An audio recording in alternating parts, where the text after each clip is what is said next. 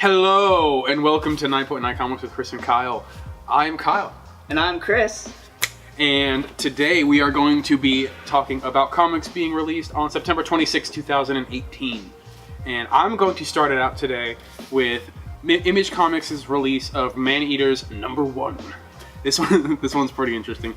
Eisner-nominated and New York Times best-selling thriller writer Chelsea Cain returns to comics with a new ongoing series. A mutation in, what is this, toxoplasmosis? Toxoplasmosis? Okay.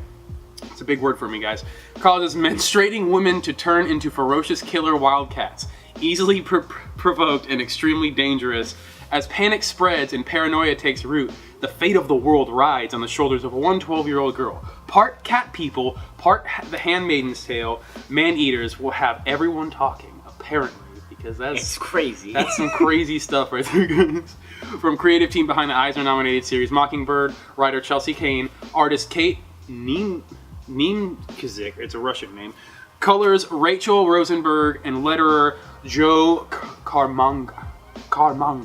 And joined by Leah, these are such foreign names, Leah Mitternick, and Katie Lane, and Stella Greenvoss.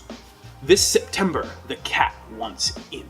And this is a Diamond Gem of the Month, guys. I know it doesn't really sound like any of the other, but it kind of sounds like Unnatural. It's an Image #1, and it's got an out-of-the-blue, strange concept, so it's probably a good idea to pick it up. Yeah.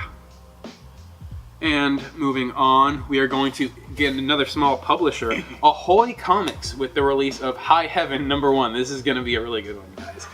Written by Tom Peyer and Grant Morrison, that's right, Grant Morrison, and art by Greg Scott and various others, cover art by Richard Williams.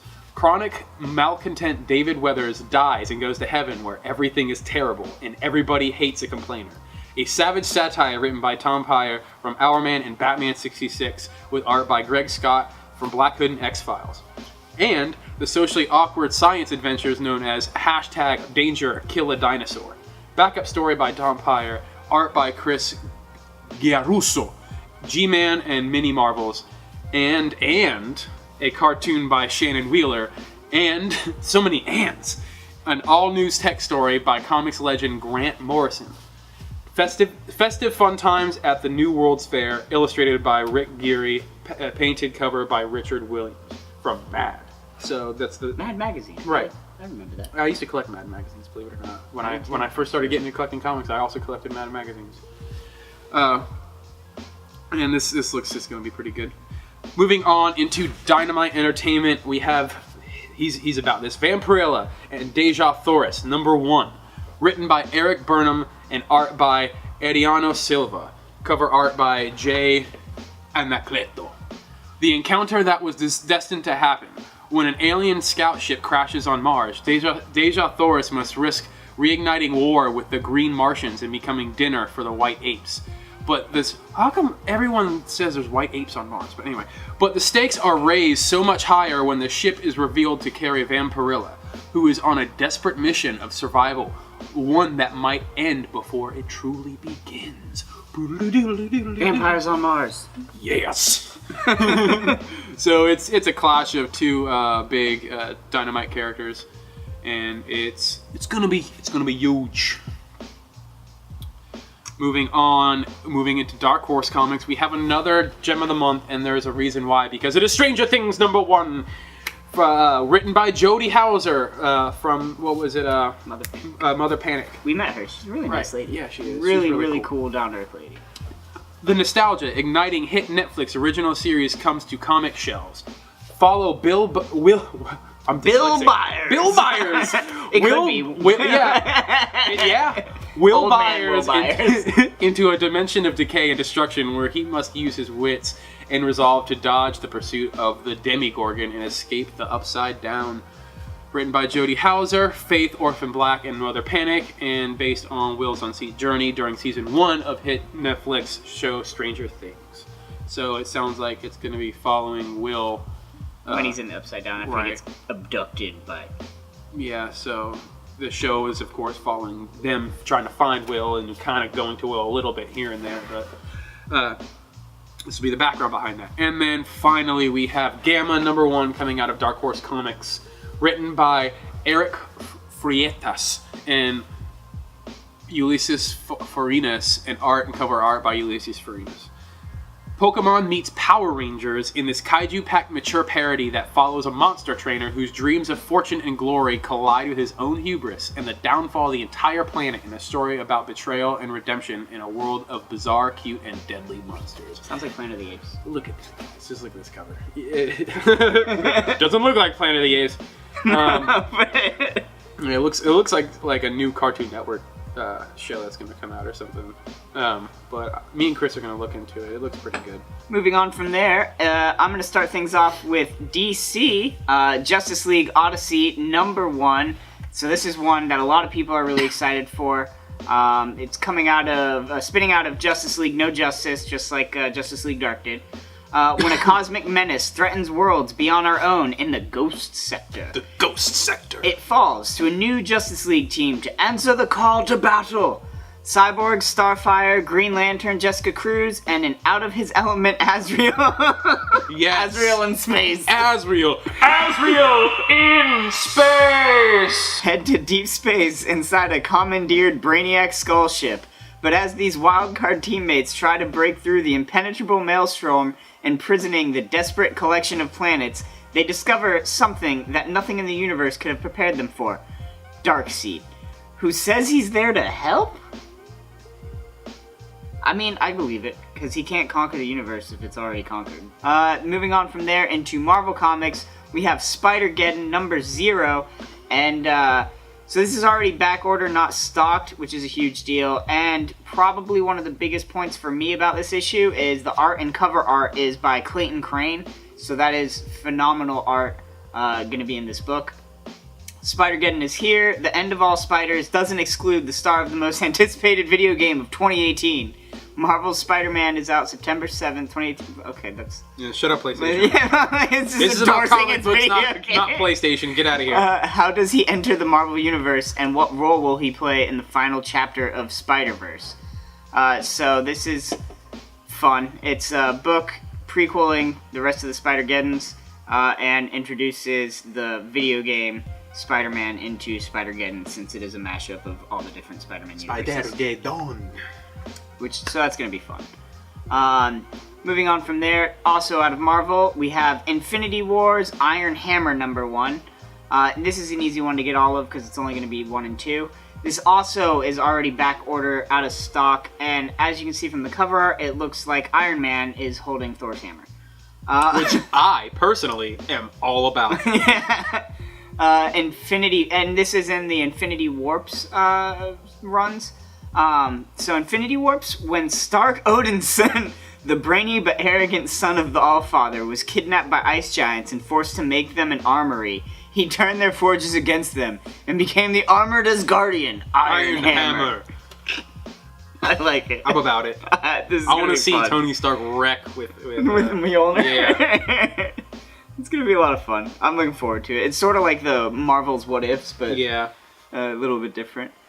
Moving on from there into IDW Publishing. Uh-oh. This is one that's pretty It's cool. weird, This but I is like it. really cool, actually. Star Trek vs. Transformers #1. But it's old 80s, it's 80s Transformers And with the Star Trek 60s. animated series. So it's OGs. All the old stuff. The Transformers 80 cartoon series meets Star Trek the Animated Series in a no-holds-barred Saturday morning mashup for the ages. At the edge of Klingon space, the Starship Enterprise finds. Star Pledge Enterprise.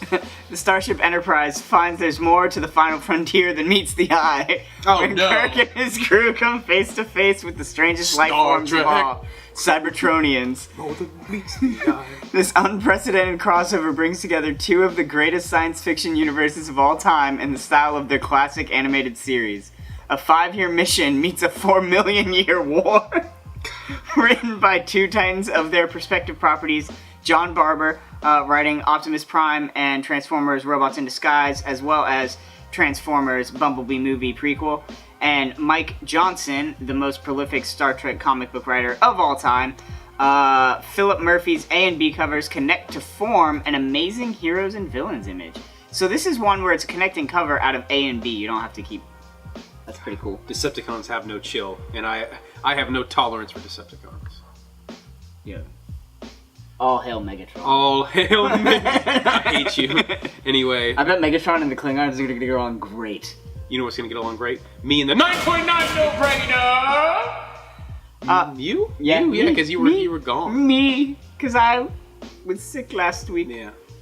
So the no-brainer this week is a awesome comic out of DC. Super excited for it. Heroes in Crisis #1, written by Tom King and art and cover art by Clay Mann. So this is another really, really art-oriented book, but then you have Tom King writing it, so you know it's going to have a great story. There's a new kind of crisis threatening the heroes of the DC universe, ripped from real-world headlines by CRA operative turned comic writer Tom King. How does a superhero handle PTSD? Welcome to Sanctuary, an ultra-secret hospital for superheroes who have been traumatized by crime fighting and cosmic combat. But something goes inexplicably wrong when many patients wind up dead, with two well-known operators as the prime suspects. Harley Quinn and Booster Gold. Yeah, It was Booster. it was totally... Booster Gold's such a scumbag. It's up to the DC trinity of Superman, Wonder Woman, and Batman to investigate, but can they get the job done in the face of overwhelming opposition? I think they can. Personally. I don't know, I think Booster Gold might kill Green Lantern. Oh God, don't say such words. Why do you say such words? Yeah, because you're Chris, that's why. But did you say it was a diamond gem? It is a diamond gem. It is a diamond gem. So that's a key thing to look out for. I'm excited for it.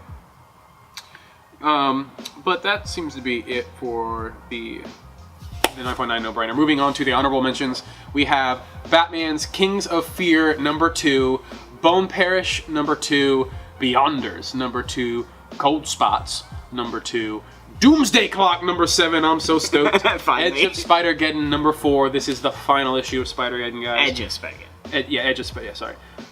Extermination #3, Rick and Morty vs. D&D #2, that book was so good. and Venom First Host #5, which is the final issue of that series. And then, get out of here, ending with Exo Manowar #19, a new arc, and it is continually being written by Tony Matt Stark. Kindt. Matt Kindt. Tony Stark. Matt Kindt. His Iron Man suit. I don't like you anymore. I mean, you're not far off. The dude who created Exo Manowar used to wrote for Iron Man. And he was tired of being constrained by Marvel's Marvel. continuity. He's like, I'm gonna make my own Iron Man, and made Exo Manowar. So if any of you get offended when someone says, "Oh, Exo Manowar is just a ripoff of Iron Man," you're wrong, because he's totally a ripoff of Iron Man, and you should be proud of it because it's badass. It's better than Iron Man, and I'm an Iron Man fan. Because he's like a warrior barbarian from the past. He's Conan the Barbarian and Iron Man mashed into one. It's awesome. It's pretty cool. Yeah. So that's it for today. Remember to like and subscribe, and thank you for being such loyal viewers. Dislike if you hated it, but I doubt you did, because no one ever hates our videos. We are supreme. We reign supreme. Except for that one guy. Dang you, one guy. I'm gonna find you. We're gonna Jay and Silent Bob Strike Back your house. You Not said really. that no, but that's a Don't good, say those things. It's a good thing. It's a good scene in a movie. Like, don't you wish you could do that sometimes? Just be like On Xbox or on PC or anything. yeah. But You said these things about me? it's hilarious. Well, thanks, guys. Have a good night. Yeah, whatever.